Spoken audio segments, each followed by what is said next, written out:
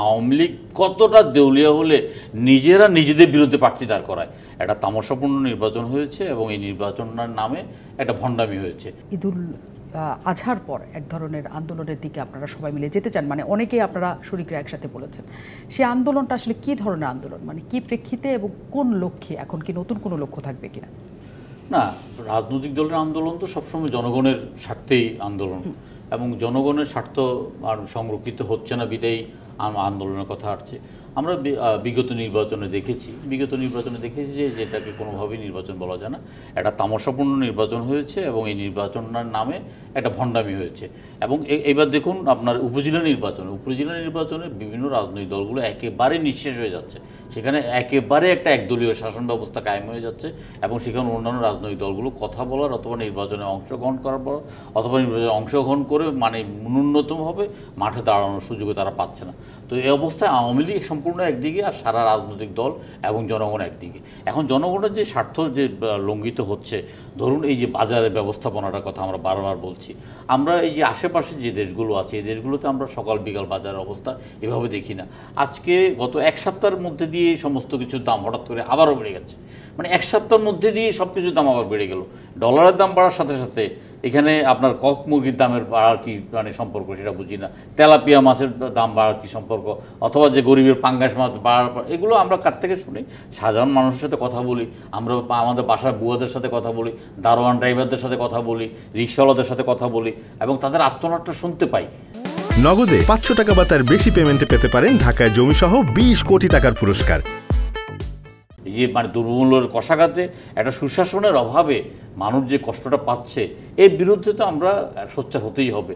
এবং আমরা মনে করি যে আপনার দেশের অর্থনৈতিক অবস্থা অত্যন্ত নাজুক, দেশের রিজার্ভ সংকটের মধ্যে আছে, আপনার অর্থ মানে সীমাহীন অর্থ পাচার করা হয়েছে এবং চিহ্নিত দুর্নীতিবাজদের ব্যাপারে পত্রপত্রিকায় বিশাল বিশাল প্রতিবেদন আসার পরও ন্যূনতমভাবে কোনো রকম সরকারের এটাকে আপনার গ্রাহ্য করছে না।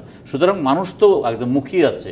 এখন আন্দোলনে জনগণ কতটা সম্পৃক্ত হবে, আমরা জনগণের কতটা সম্পৃক্ত করতে পারবো, সরকার কতটা দমন নীতি চালিয়ে এই আন্দোলনকে দমন করবে, এগুলোর উপর নির্ভর করবে। সেটা আপনাদের মাঠের আন্দোলন, রাজপথের আন্দোলন হবে কিনা? জি, এটা অবশ্যই রাজপথের আন্দোলন ছাড়া তো আমরা শুধুমাত্র টকশোর আন্দোলন করে তো আর আমরা এই সরকারকে এক ধরনের বিএনপির একটু ধীরে চলনীতি বা একটু শান্তিপূর্ণ সমাবেশের দিকে, কর্মসূচির দিকে তারা যায়, যেমন লিফলেট বিতরণ বা সবার সাথে লিয়াজু করা বা সবার সাথে কথা বলা, এই ধরনের নানা কিছু আন্দোলনের অংশ হিসেবে তারা মনে করেন। ওই ধরনের আন্দোলন হবে কিনা? বিএনপি নির্বাচনের আগে গত এক বছর যে আন্দোলনটা করেছে, বিভিন্ন উপজেলা ইউনিয়ন হতে আরম্ভ করে বিভাগীয় সমাবেশ, মহাসমাবেশ, প্রতিটা আন্দোলন বিএনপি শান্তিপূর্ণভাবে করেছে। যে 28শে অক্টোবরে যে আন্দোলনটা আপনারা ইতিমধ্যেই প্রত্যেকে আমরা জেনে গেছি যে 28শে অক্টোবরে আন্দোলনটাকে দমানোর জন্য পূর্বাচলের 3 থেকে 4 দিন আগে পুলিশ যেভাবে মহড়া দিয়েছে, পুরো একটা এরিয়া তারা সাজিয়েছে। এটা বাংলাদেশ ব্যাংক, এটা পল্টন, এটা প্রধান বিচারপতির বাসা, আপনার এটা বিএনপির মঞ্চ, এটা আপনার পুরনো পল্টন, আপনার এটা আপনার ফকিরাপুল, এইভাবে সাজিয়ে তারা যে মুহুর্মুহু গোলা বারুদ খরচ করে তারা যে আন্দোলনটা দমানোর জন্য তারা যে মানে মহড়া দিয়েছে, এটা এখনও স্পষ্ট বেরিয়ে এসেছে। সেই আন্দোলনটাকে 28 তারিখ আন্দোলনটাকে আপনার বিএনপি একটা শান্তিপূর্ণ সমাবেশটাকে ভঙ্গুর করে দিয়ে সরকার একটানে নির্বাচন করে ফেললো এবং সেই নির্বাচনে জনগণ অংশগ্রহণ করে নাই এবং সরকার নির্বাচন নামে একটা তামাশা করেছে। একটা দেখুন, একটা রাজনৈতিক দল আওয়ামী লীগ কতটা দেউলিয়া হলে নিজেরা নিজেদের বিরুদ্ধে প্রার্থী দাঁড় করায়।